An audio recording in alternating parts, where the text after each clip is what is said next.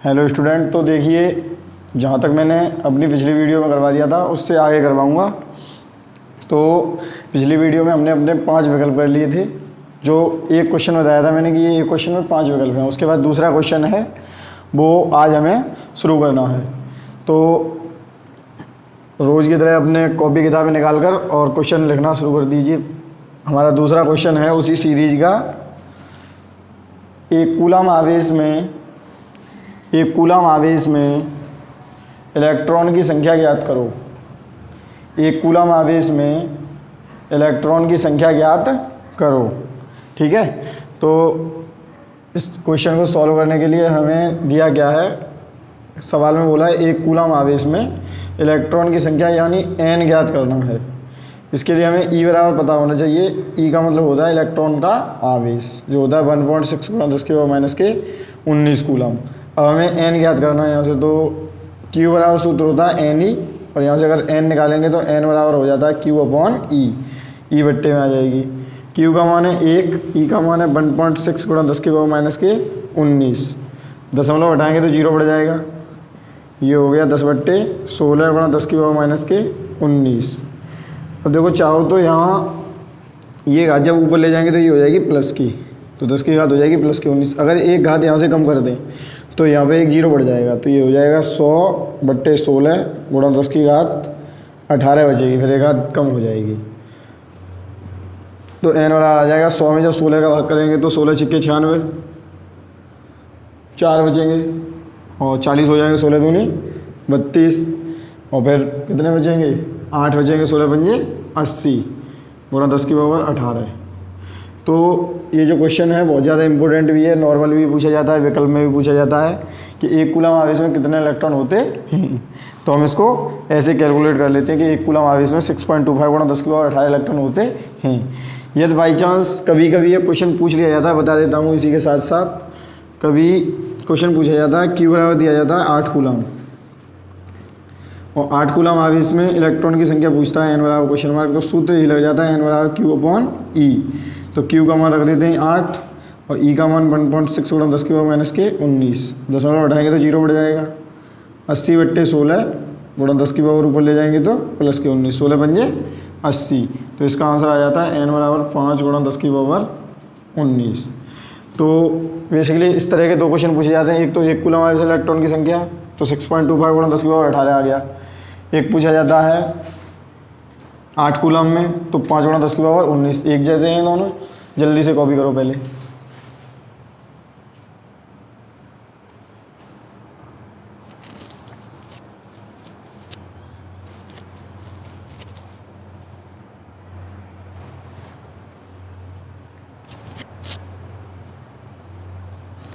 देखो अब इसके बाद नहीं उतार पाएगा, वीडियो पॉज करके आराम से कॉपी कर सकते हो। अगला क्वेश्चन लिखो। तो अगला जो हमारा तीसरा क्वेश्चन, उस वैद्युत क्षेत्र की तीव्रता ज्ञात कीजिए जो 0.001 मिलीग्राम द्रव्यमान की एक तेल की बूंद जिस पर 3 इलेक्ट्रॉनिक आवेश है को संतुलित करे। तो देखो एक कोई तेल की बूंद है जिसका द्रव्यमान दिया है 0.001 मिलीग्राम। तो इसको पहले इधर कर लेंगे तो हो जाएगा 1 × 10⁻³ मिलीग्राम। अब मिलीग्राम को अगर किलोग्राम में बदलना है तो 1 × 10⁻³ तो है ही, लेकिन अगर मिलीग्राम को किलोग्राम में बदलेंगे तो 10⁻⁶ से मल्टीप्लाई कर देंगे इसमें, तो ये हो जाएगा किलोग्राम। या फिर हम लिख सकते हैं m बराबर 10⁻⁹ किलोग्राम। अब इसमें एक चीज़ दी है कि जो आवेश है वो 3 इलेक्ट्रॉनिक है। इलेक्ट्रॉन का आवेश होता है 1.6 × 10⁻⁻19 कूलम। तो जो Q है वो है हमारा Ne, या Ne की जगह पर दिया 3E, तो वैल्यू रख दो देखो 3, और E का मान 1.6 × 10⁻⁻19, 16 दिया 48, तो 4.8 × 10⁻⁻19 कूलम। ये हो गया हमारा Q की वैल्यू। ठीक है, MQ। अब इसके बाद हमको क्या करना है, इसके बाद हम लिख देंगे, अब हमें वैद्युत क्षेत्र की तीव्रता ज्ञात करनी है। एक तो होता है हमारा F बराबर mg, एक होता है F बराबर QE। अब अगर ये दोनों F की वैल्यू है तो इधर हो जाएगा mg, सॉरी इसको ऐसे लिख देते हैं पहले, QE बराबर mg, जिससे E बराबर हो जाएगा हमारा mg अपॉन Q। तो देखो E बराबर m की वैल्यू दी है 10 की पावर माइनस के 9। अब G जो है मैं यहाँ पे लिख देता हूँ, देखो G की वैल्यू यहाँ लिख देता हूँ सबसे ऊपर। सवाल में दी जाएगी कि G की वैल्यू दी है 10 मीटर पर सेकंड स्क्वायर। ये गुरुत्वीय त्वरण होता है, सवाल में अलग से लिखा होता है 10 की पावर माइनस 10 की पावर, वो केवल 10 मीटर पर सेकंड, सॉरी। तो अब Q का मान कितना है हमारा 4.8 इंटू 10 की पावर माइनस के 19। अगर यहाँ से मैं दशमलव हटा दूँ तो 0 बढ़ जाएगा इधर। E बराबर हो जाएगा हमारा 100 अपॉन 48 है इधर 48, 10 की पावर माइनस के 9, इसको ऊपर ले जाएंगे 10 की पावर कैसी हो जाएगी प्लस के 19, 48 कट जाएंगे, E बराबर आ जाएगा 2.0। 48 तो नहीं कितने हो जाएंगे हमारे, तो देखो 48 तो नहीं हो जाएंगे हमारे, इधर करके देख लेते हैं एक बार। पहले 2 बार जाएगा 96 आ गए। अब यहाँ बचेंगे 4, दशमलव लगा के अगर हम 0 बढ़ा तो 40 में तो भाग जाने वाला है नहीं, भाग टूटी बिंदी, एक और 0 बढ़ा दो। अब 48 का भाग देना 400 में।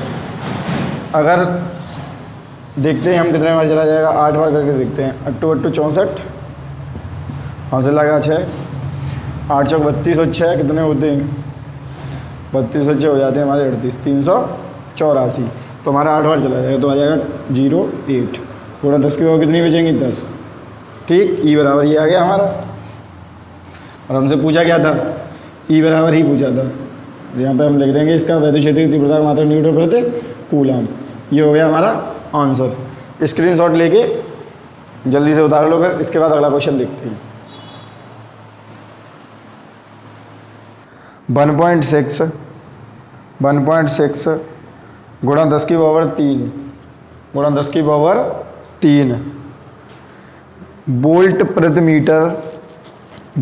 प्रति मीटर के स्थिर वैद्युत क्षेत्र में के स्थिर वैद्युत क्षेत्र के लंबवत दिशा में 10 सेंटीमीटर दूरी चलने पर 3.4 मिलीमीटर विक्षेपित हो जाता है।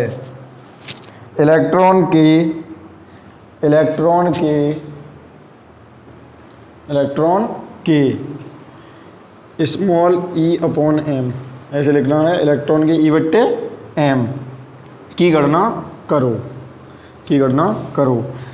दोबारा बोल देता हूँ, देखो एक इलेक्ट्रॉन धारा में इलेक्ट्रॉन का वेग 2 गुणा 10 की पावर 7 मीटर पर सेकंड है। इलेक्ट्रॉन 1.6 गुणा 10 की पावर 3 वोल्ट प्रति मीटर या न्यूटन प्रति कूलम के स्थिर वैद्युत क्षेत्र में क्षेत्र के लंबवत दिशा में 10 सेंटीमीटर की दूरी चलने पर 3.4 मिलीमीटर विक्षेपित हो जाता है।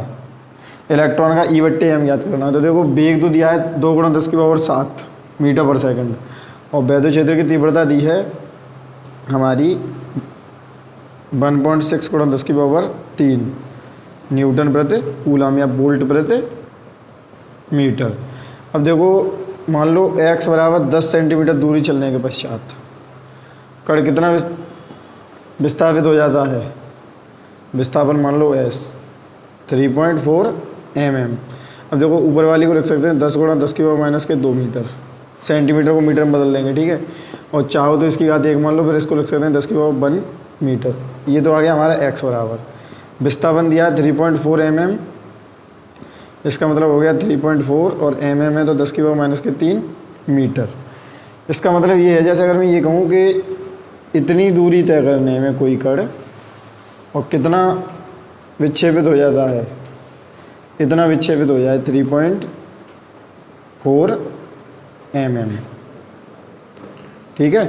और यहाँ से यहाँ तक की दूरी कितनी है हमारी 10 सेंटीमीटर है। तो सबसे पहले मैं निकालूंगा यहाँ से और यहाँ तक पहुँचने में जो समय लगेगा वो। तो लिख देते हैं यहाँ 10 सेंटीमीटर चलने में लगा समय। तो देखो 10 सेंटीमीटर चलने में जो समय होगा वो t बराबर होता है दूरी बट्टे चाल। तो t दूरी कितनी चलनी है हमें x, यानी x दूरी और कितने वेग से v वेग से। तो x की जगह पे हो जाएगा हमारा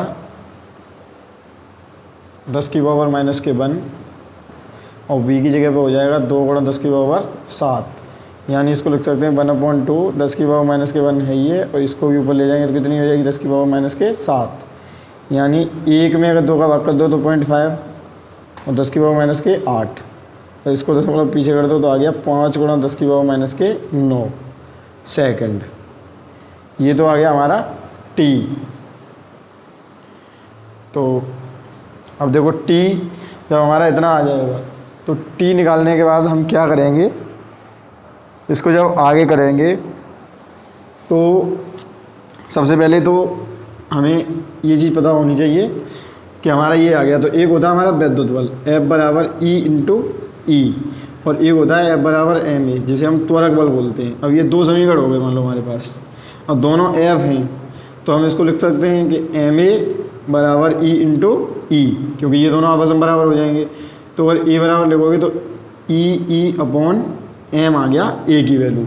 लेकिन अगर विस्थापन की बात चले गति के समीकरण से मैं लिख दूँ यहाँ गति के समीकरण से, तो देखो गति का जो समीकरण होता है विस्थापन वाला वो होता है s बराबर U T plus half A T square. अब a की तो वैल्यू रख देंगे यहाँ ये वाली, और u बराबर रखना होगा 0, क्योंकि प्रारंभ में जो वेग होता है तो वो 0 मानते हैं उसको, जो औसत वेग होता है उसे 0। तो देखो s बराबर आ गया 0 इंटू टी, और a की वैल्यू रख दो ये वाली E upon M into T square, ठीक है। हाफ ए टी स्क्वायर होता है, क्या गया यहाँ से हाफ ए टी स्क्वायर, तो इधर 1/2 और आ जाएगा इसमें, ठीक है। तो s बराबर आ गया, ये तो 0 हो गई संख्या, इधर आ गया E T square upon 2m। अब यहाँ से E/m हमको ज्ञात करना, 2 तो इधर चला जाएगा और E अपॉन टी स्क्वायर इसके बट्टे में, क्योंकि हमको ये वाली संख्या जो है वो ज्ञात करनी है। तो हमारा हो जाएगा E/m बराबर 2s, इसका गुणा हो गया इधर अपॉन टी स्क्वायर। तो E/m बराबर देखो 2, विस्थापन कितना था हमारा 3.4 mm, यानी 3.4 गुणा 10 की पावर 3.4 गुणा 10 की पावर माइनस के 3 बट्टे E की वैल्यू कितनी थी, E की वैल्यू थी 1.6 गुणा 10 की पावर 3, तो 1.6 गुणा 10 की पावर 3, और T की वैल्यू थी 5 गुणा 10 की पावर माइनस के 9, ये लिखी है। स्क्वायर लगाया तो स्क्वायर लगा देंगे, ठीक है। फिर यहाँ से आगे E/m बराबर हो जाएगा, इसका और इसका गुणा कर दो तो 6.8 गुणा 10 की पावर कितनी माइनस के 3 बट्टे में देखो इसका और इसका पहले तो खोलना पड़ेगा, 1.6 गुणा 10 की पावर 3, 5 का वर्ग कितना होता है 25, घातें कितनी आ जाएंगी 9 दूनी 18, तो ये ऊपर हो गया 6.8 और नीचे इन दोनों का जब गुणा करेंगे तो आ जाएगा 40.0। गुणा करके देख सकते हो आप लोग, कोई दिक्कत नहीं है। 10 की पावर माइनस के 3 है, गुणा यहाँ 18 में से 3 जाएंगे तो माइनस के 15 बचेंगे, और माइनस के 15 को ऊपर ले जाएंगे तो कितने हो जाएंगे प्लस के 15। तो इधर आ गया 6.8 अपॉन 40 गुणा 10 की पावर माइनस के 12, और अगर मैं इस दशमलव को पीछे कर लूँ तो आ जाएगा 68.40, वो 68/40, और जब दशमलव को एक अंक पीछे ले जाएंगे तो देखिए दशमलव को एक अंक पीछे ले जाएंगे तो एक घात आ जाएगी यहाँ पे माइनस की, तो घातें हो जाएंगी हमारी 13। जब हमारी 13 घातें आ जाएंगी तो हम इसको सॉल्व कर लेंगे। तो 40 में जब 68 में जब 40 का भाग देंगे तो आ जाएगा 1.7 गुणा 10 की पावर माइनस के 13। तो देखो ये 15 और 15 में से 3 हुई तो कितनी बचेंगी? 12, प्लस की 12 बचेंगी यहाँ पे। सॉरी, ये जब प्लस की 12 हो जाएगी तो जब यहाँ से एक घात पीछे ले जाएंगे तो इसमें से -1 हो जाएगी तो कितनी बचेगी? 11 बचेगी। तो 11 आ जाएगा। ये हो गया हमारा आंसर। अब देखो ये हमने क्या निकाला है, E/m। अब E/m है तो इसका मतलब हो गया कूलम प्रति। बताइए, कूलम तो हो गया आवेश का, और m के लिए क्या लगाएंगे? किलोग्राम, क्योंकि द्रव्यमान है। तो ये हो गया हमारा आंसर। 1.7 × 10⁻11 कूलम प्रति किलोग्राम। अब ये क्वेश्चन कई बार विकल्प में पूछा जाता है और ऐसे भी पूछा जाता है। तो जल्दी से फटाफट कॉपी कर लो, वीडियो को पॉज कर लो, आराम से रोक के कॉपी कर लो, और अगला क्वेश्चन उसके बाद करेंगे हम।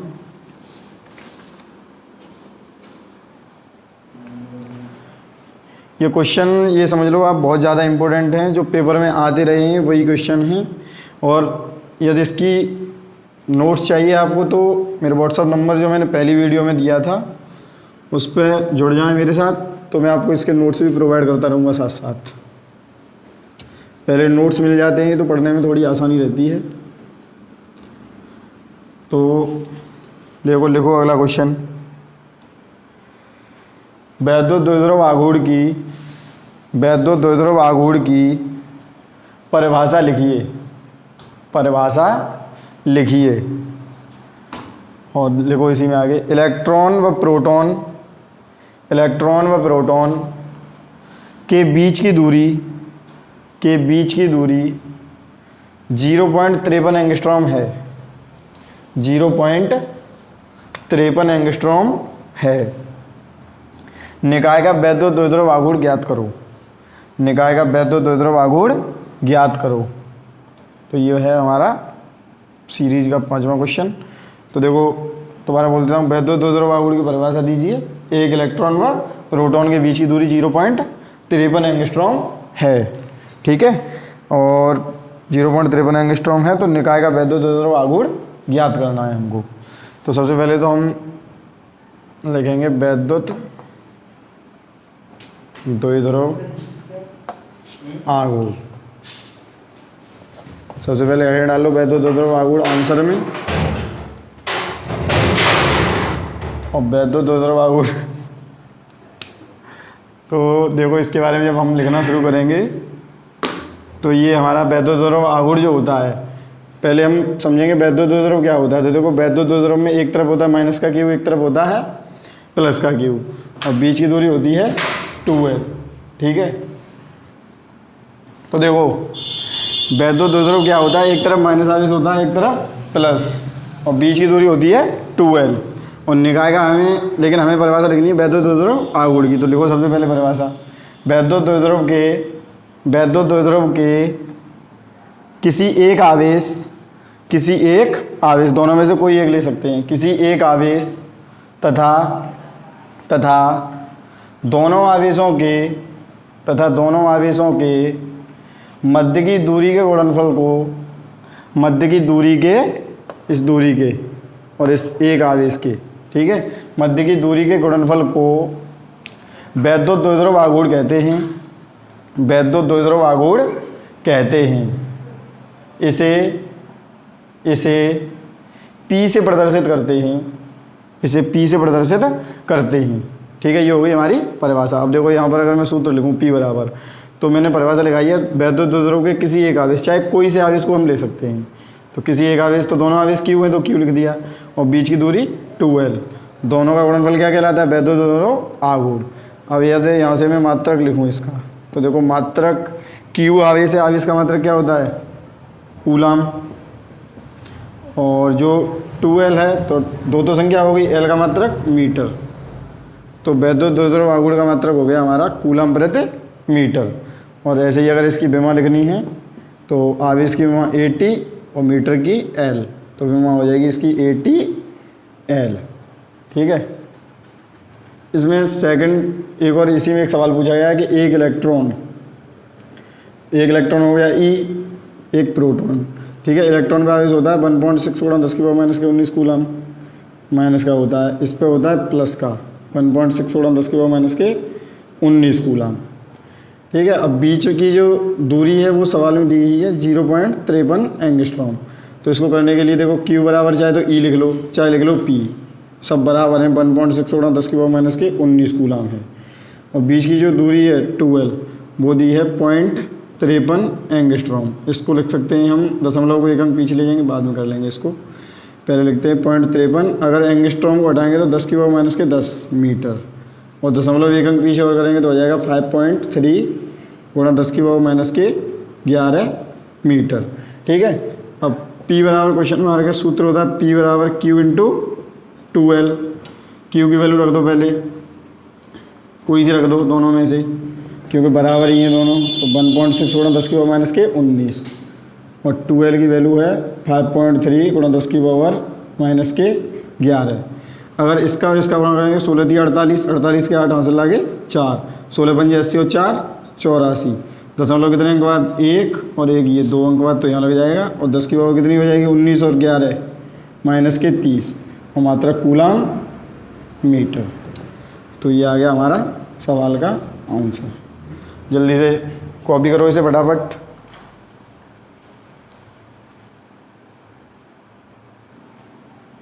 तो देखो इसके बाद ये जो वैद्युत द्विध्रुव आघूर्ण है, इसी पर आधारित एक सवाल और है जो मैंने इसमें सीरीज में लिया है, उसको और करना है हम लोगों को। तो पहले मैं सवाल बोल देता हूँ, तो सवाल लिखिए सबसे पहले। तो देखो सवाल देखो, किसी निकाय में दो आवेश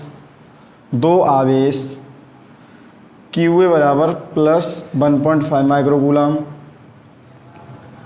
तथा QB बराबर -1.5 माइक्रोकूलाम क्रमशः दो बिंदुओं A बराबर 2 mm, 0, एंड तथा B बराबर -2 mm, 0, पर स्थित हैं। इस निकाय का वैद्युत द्विध्रुव आघूर्ण ज्ञात करो। तो देखो दो आवेश हैं, एक QA एक QB, और दो बिंदु हैं A और B। अब इन बिंदुओं पर आवेश ये दोनों रखे हैं, तो निकाय का हमें वैद्युत द्विध्रुव आघूर्ण ज्ञात करना है। तो देखो इस तरह के सवाल को करने के लिए सबसे पहले तो हमें एक अक्षांश बनाना होगा, जिस पर हम तीनों लिख देंगे, जैसे X, Y और Z। तो देखो एक बिंदु तो इस पे X पे है प्लस वाला, कितना है 2 mm, 0, और दूसरा वाला होगा X डैश पे, तो X डैश इधर हो जाएगा। मान लो इसको मिटा देता हूँ, तो हमारा X डैश हो गया ये X डैश। दूसरा बिंदु इधर है -2 mm, 0, अब देखो Q ये तो हो गया हमारा A और ये हो गया हमारा B। तो QA इस पर आवेश रखा है प्लस के 1.5 माइक्रोकूलाम, और इस पर रखा है माइनस के 1.5 माइक्रोकूलाम। ठीक है। अब देखो ये बन गया हमारा द्विध्रुव, यहाँ से लेके और यहाँ तक, ये द्विध्रुव हो गया हमारा। तो अब यहाँ से और यहाँ तक की दूरी हो गई हमारी 2 mm, और यहाँ से यहाँ तक की हो गई 2 mm। प्लस माइनस से हमें मतलब नहीं है, हमें केवल इतना देखना है कि एक आवेश जो हमारा Q है वो हो गया 1.5 माइक्रोकूलाम। तो 1.5 गुणा 10⁻⁻6 कूलाम हो गया। जो टोटल दूरी है 2L यहाँ से और यहाँ तक की, वो 2 और 2 कितनी हो गई, 2 + 2 बराबर 4 mm, या फिर mm को हम बदल सकते हैं मीटर में, तो 10⁻⁻3 मीटर। जब मिलीमीटर को मीटर में बदलते हैं तो 10⁻⁻3 आ जाती है, और सेंटीमीटर को मीटर में बदलते हैं 10⁻⁻2। तो Q का मान ये है और 2L का मान ये आ गया। P बराबर क्वेश्चन मार्क है। ठीक है। और सूत्र होता है P बराबर Q इंटू 2L। तो Q का मान रख दो 1.5 गुणा 10⁻⁻6, और 2L का मान रख दो कितना है 4 गुणा 10 की पावर माइनस के 3।